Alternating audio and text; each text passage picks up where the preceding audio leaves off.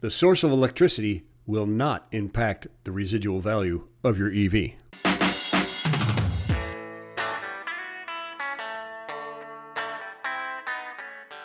EVs are coming, and I can't wait to get my pickup truck. I'm all set here in Chattanooga. My electricity is either hydro or nuclear. It means my EV is greener than yours. Here's some takeaways from an article in The Guardian dispelling the myths of EVs versus internal combustion engine vehicles. Yes, it is absolutely true that a much larger amount of energy and CO2 emissions are needed to produce an EV.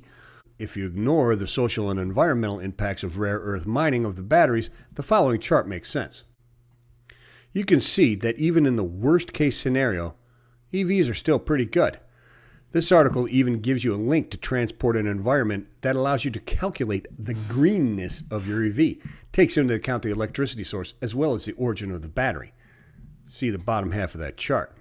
The CO2 emissions from production of the vehicle is considered a carbon debt compared to an internal combustion engine vehicle. So how long does it take to break even? In the best case scenario, about 2 years. If you're powering it with heavy coal mixture and fossil fuel electricity source, like 60% of the U.S. energy source, takes about 7 years. Also, 71% of EVs are leased currently, according to bankrate.com.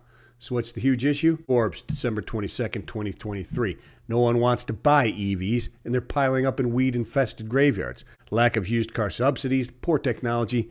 Yeah, even the Tesla's got 79% more problems than the average internal combustion engine. And poor charging infrastructure are the culprits, according to Forbes. Regardless, quote, there isn't used car demand for EVs, said Matt Harrison, Toyota Motor Corp's chief operating officer in Europe, and 1.2 million EVs sold in Europe will come off their 3-year lease contracts into a virtually non-existent secondhand market. Factor those issues into the CO2 comparison chart along with the mining issues.